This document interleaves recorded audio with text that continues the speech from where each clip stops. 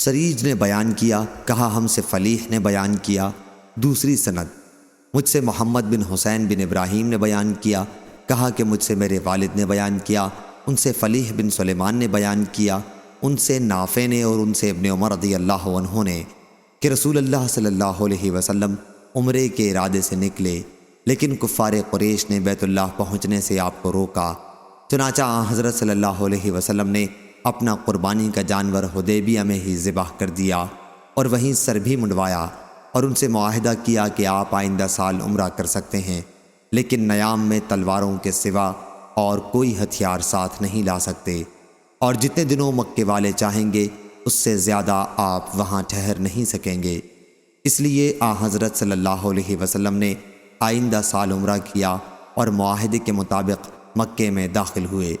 3 دن وہاں مقیم رہے، پھر قریش نے آپ سے جانے کے لیے کہا اور آپ مکے سے چلے آئے۔